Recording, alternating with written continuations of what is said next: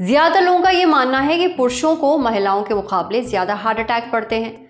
लोग ऐसा इसलिए सोचते हैं क्योंकि ज्यादातर हार्ट अटैक से जुड़ी जो खबरें हम पढ़ते हैं या सुनते हैं उनमें पुरुषों का ही जिक्र ज्यादा होता है। सिर्फ यही नहीं, WHO की एक रिपोर्ट के मुताबिक एक साल में दिल की बीमारियों से दुनिया भर में लगभग 1,79,00,000 मौतें होती हैं और उनमें भी ज़्यादातर कम उम्र के पुरुष ही शामिल हैं। तो क्या वाकई पुरुषों को हार्ट अटैक या फिर दिल की दूसरी बीमारियों का रिस्क महिलाओं के मुकाबले ज़्यादा होता है? इस सवाल का जवाब आज हम सेहत के इस एपिसोड में जानेंगे डॉक्टर से। साथ ही जानेंगे वो कौन कौन सी बीमारियां हैं जिनका रिस्क पुरुषों को ज़्यादा है, इसके पीछे क्या कारण है, किन लक्षणों पर नज़र रखना ज़रूरी है, कौन से टेस्ट कब करवाने चाहिए और आखिर इन बीमारियों से बचाव और इलाज का तरीका क्या है, सुनिए। Brought to you by Sensodent K। बस पैक नहीं है। SLS पैराफिन और दूध का करंट भी कौन? तो लाइफ का करंट ऑन? कुछ भी। तो ट्राई करके देख ले। Sensodent K toothpaste for sensitive teeth. हाँ, पुरुषों में दिल की बीमारियों का खतरा महिलाओं के मुकाबले में ज़्यादा होती है। इसके अलावा पुरुषों में जो है दिल की बीमारियां महिलाओं की तुलना में कम उम्र में होने का भी खतरा ज़्यादा होती है। 10 साल जल्दी बीमारियां होने का खतरा होती है और उसकी गंभीरता भी पुरुषों में महिलाओं के कंपैरिजन में ज़्यादा होती है। हार्ट रिलेटेड जो मेजर बीमारियां हैं जो पुरुषों में ज़्यादा होती है, जैसे कि हार्ट अटैक का खतरा है, हार्ट फेलियर है जिसमें हार्ट पंपिंग कम होने का खतरा ज़्यादा होता है। इसके अलावा स्ट्रोक है, जो ब्रेन स्ट्रोक होता है, या फिर जो बड़े बड़े आर्टरीज होते हैं उसमें भी ब्लॉकेजेस का खतरा पुरुषों में ज़्यादा होता है। इसके पीछे का मुख्य कारण जो है वो खराब जीवन शैली का है। जो जीवन शैली होती है वो बहुत खराब होती है, उसका असंतुलित होती है, जैसे कि रेगुलर व्यायाम ना करना, खाने पीने असंतुलित आहार लेना, शुगर बीपी को चेक ना करके उसको ट्रीटमेंट सही टाइम पे ट्रीटमेंट इलाज ना कराना। उसके अलावा स्मोकिंग या धूम्रपान शराब आदि का ज़्यादा सेवन करना। स्ट्रेस जो है सबसे ज़्यादा प्रमाण में देखा जाता है, वर्क रिलेटेड स्ट्रेस हो या पर्सनल स्ट्रेस हो, उसका प्रमाण ज़्यादा होना। इन सारे कारणों की वजह से हृदय की बीमारी का खतरा बढ़ जाता है। मुख्य तौर पर हार्ट रिलेटेड जो लक्षण होते हैं जिसमें सीने में दर्द होना या सीने में भारीपन होना, चलने के बाद सीने में दर्द होना इम्पॉर्टेंट होता है। उसके अलावा सांस फूलना है या सीने में धड़कन तेज होना या पसीना आना, अचानक से पसीना आना और चक्कर आना, ये सारे से जो लक्षण होते हैं इस पे ध्यान देना बहुत ज़रूरी होता है।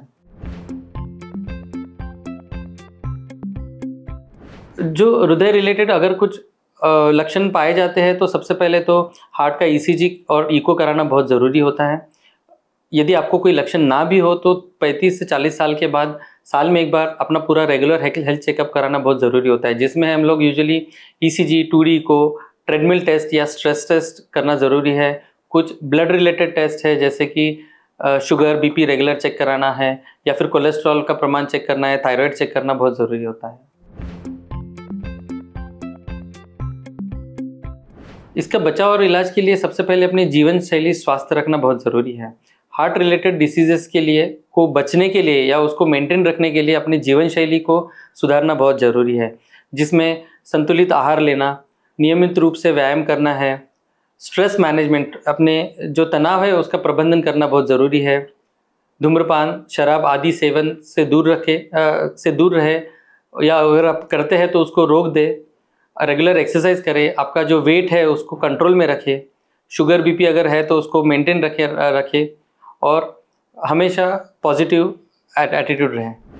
देखिए, ऐसा हरगिज़ नहीं है कि हार्ट अटैक केवल पुरुषों को ही पड़ते हैं या दिल की बीमारियां केवल पुरुषों को ही होती हैं। महिलाओं को भी हार्ट अटैक पड़ते हैं, दिल की बीमारियां भी होती हैं, लेकिन पुरुषों में इसके मामले ज़्यादा देखे जाते हैं। अब आप चाहे पुरुष हो या महिला, दोनों को ही डॉक्टर के बताए गए लक्षणों पर ध्यान देना चाहिए। आपको समय समय पर टेस्ट करवाने चाहिए। अगर आपको लक्षण महसूस हो रहे हैं तो बिना देर किए डॉक्टर से मिलिए। अब बढ़ते हैं सेहत के अगले सेगमेंट की तरफ। तन की बात। यमुना नदी में झाग निकलते हुए कई वायरल वीडियो तो आपने देखे ही होंगे। जानिए इस पानी को पीने या इस्तेमाल करने के नुकसान डॉक्टर से।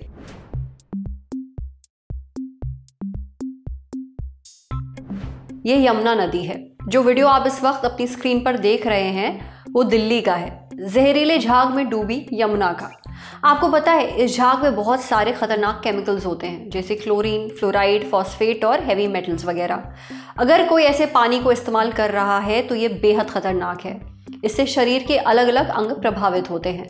पानी के ऊपर मौजूद ये जहरीला झाग शरीर में क्या क्या दिक्कतें पैदा कर सकता है, ये हमने पूछा डॉक्टर रुबेन से। डॉक्टर रुबेन बताती हैं कि जहरीले झाग में हानिकारक केमिकल्स की भरमार होती है।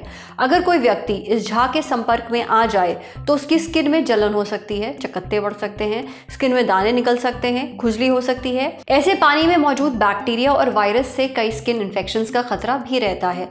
जिन लोगों की स्किन ज़्यादा सेंसिटिव है या जिन्हें एक्जिमा, सोराइसिस जैसी स्किन की बीमारियां हैं, उन पर यह असर और भी गहरा होता है। ना सिर्फ स्किन बल्कि जहरीले झाग के बीच सांस लेने से भी बहुत परेशानियां हो सकती हैं। असल में जहरीला झाग नाक, गले और फेफड़ों की म्यूकस मेम्ब्रेन को नुकसान पहुंचाता है। म्यूकस मेम्ब्रेन एक तरह की झिल्ली है जो शरीर के अंदरूनी अंगों की रक्षा करती है, उन्हें नम और चिकना रखती है। साथ ही इन्फेक्शन पैदा करने वाले बैक्टीरिया और वायरस को शरीर में आने से रोकती है। मगर जब इस झिल्ली को नुकसान पहुंचता है तब दिक्कतें बढ़ने लगती हैं। व्यक्ति को सांस लेने में तकलीफ शुरू हो जाती है, गले में, सीने में दर्द होने लगता है, खांसी आती है, फेफड़ों में सूजन भी हो जाती है। डॉक्टर रुबेन आगे बताती हैं कि अगर जहरीला झाग किसी तरह पेट में चला जाए तो पेट दर्द शुरू हो जाता है, उल्टी, उबकाई आने लगती है, दस्त लग जाते हैं और यही नहीं, आंखों में जलन और लाली भी हो सकती है। इसलिए किसी भी नदी के जहरीले झाग के पास बिल्कुल ना जाएं। अगर जाना ही पड़े तो मास्क लगाएं, चश्मा भी पहन सकते हैं। कोशिश करें कि ये झाग आपके पेट में ना पहुंचे। अपनी आंखों और स्किन को बचा कर रखें। जहरीले झाग के संपर्क में आने के बाद शरीर को अच्छे से साफ करिए। अगर पूरे शरीर में कहीं कोई भी दिक्कत महसूस हो रही है तो डॉक्टर से ज़रूर मिलिए। समझे। अब बारी है सेहत के आखिरी सेगमेंट की, खुराक यानी झक्कासी हेल्थ टिप। क्या कॉफ़ी पीने से लिवर की बीमारियां नहीं होती हैं? जानिए एक्सपर्ट से। दिन की शुरुआत करनी हो, ऑफिस की थकान हो, काम में मन न लग रहा हो, सबका एक ही सोल्यूशन है, कॉफ़ी। ये बहुत सारे लोगों की कहानी है। गर्मा गर्म कॉफ़ी पीते ही शरीर में एनर्जी आ जाती है, थकान दूर हो जाती है, दिमाग एक्टिव हो जाता है। लेकिन क्या कॉफ़ी पीना हमारे लिवर के लिए भी अच्छा है? ये हमने पूछा डॉक्टर विशाल खुराना से। डॉक्टर विशाल बताते हैं कि कॉफ़ी, एक्चुअली ब्लैक कॉफ़ी पीना लिवर के लिए बहुत फ़ायदेमंद है।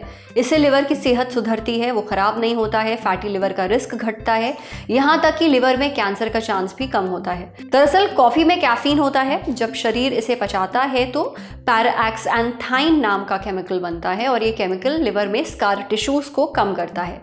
देखिए, जब लिवर ख़राब होना शुरू होता है तब उसमें स्कार टिश्यूज़ बनने लगते हैं। ये स्कार टिश्यूज़ लिवर के हेल्दी टिश्यूज़ की जगह ले लेते हैं। फिर हेल्दी टिश्यूज़ ना होने की वजह से लिवर सही से काम नहीं कर पाता और ख़राब हो जाता है। सारी बातों का सार ये है कि स्कार टिश्यूज़ हमारे लिए नुकसानदेह हैं। लेकिन कॉफ़ी पीने से स्कार टिश्यूज़ नहीं बनते हैं, जिससे लिवर कैंसर, लिवर सिरोसिस और नॉन अल्कोहलिक फैटी लिवर का रिस्क घट जाता है। कॉफ़ी में क्लोरोजेनिक एसिड जैसे एंटीऑक्सीडेंट्स भी होते हैं। ये एंटीऑक्सीडेंट्स ग्लूकोज तोड़ने में लिवर की मदद करते हैं, जिससे लिवर में फैट जमने का चांस कम होता है। क्लोरोजेनिक एसिड लिवर की सूजन भी घटाता है। इस लिवर की बीमारियां होने का जो खतरा है वो भी घटता है। डॉक्टर विशाल आगे बताते हैं कि ब्लैक कॉफ़ी पीने से लिवर में मौजूद एंजाइम्स का लेवल कम होता है। लिवर एंजाइम खास तरह के प्रोटीन है जो लिवर में केमिकल रिएक्शन करते हैं। अगर लिवर एंजाइम बढ़े हुए हैं तो इसका मतलब है कि आपका लिवर ठीक से काम नहीं कर रहा है। मगर जब आप ब्लैक कॉफ़ी पीते हैं तो इन सारी समस्याओं का रिस्क बहुत हद तक कम हो सकता है। लेकिन लिवर के लिए ब्लैक कॉफ़ी ही बेस्ट क्यों है? तो इसलिए क्योंकि ब्लैक कॉफ़ी में ना के बराबर कैलोरीज, कार्बोहाइड्रेट और फैट होते हैं। इसमें सोडियम भी कम होता है। उस पर ब्लैक कॉफ़ी में पोटाशियम, मैग्नीशियम और नियासिन जैसे ज़रूरी पोषक तत्व होते हैं। अब बात आती है कि एक दिन में कितनी कॉफ़ी पीनी चाहिए। ICMR और NIN द्वारा जारी डाइटरी गाइडलाइंस के मुताबिक हमें दिन में 300 मिलीग्राम से ज़्यादा कैफीन का सेवन नहीं करना चाहिए। यानी एक दिन में 1 से 2 बार ही कॉफ़ी पीनी चाहिए, इससे ज़्यादा नहीं। आज सेहत पर इतना ही। अगर आप एक डॉक्टर हैं, हमसे कुछ शेयर करना चाहते हैं तो जो ईमेल आईडी इस वक्त आपको अपनी स्क्रीन पर दिख रही है उस पर हमें एक मेल भेज दीजिए। जाते जाते एक ज़रूरी सूचना, साल भर के इंतज़ार के बाद आखिर वो वक्त आ ही गया है। एक बार फिर दिल्ली में जमने वाला है ललन टॉप अड्डा। कौन कौन आने वाला है, अरे वो भी जल्दी बताएंगे। तो तारीख नोट डाउन कर लीजिए, 22, 23 और 24 नवंबर को आना है। कहाँ? Major Dhyan Chand national stadium. Registration के लिए lalantop.com पे दिए बैनर पे क्लिक कीजिए। बनिए 3 दिन के ललन टॉप अड्डा का हिस्सा। सिर्फ 499 रुपए में आपका इंतजार रहेगा। जल्दी मिलते हैं।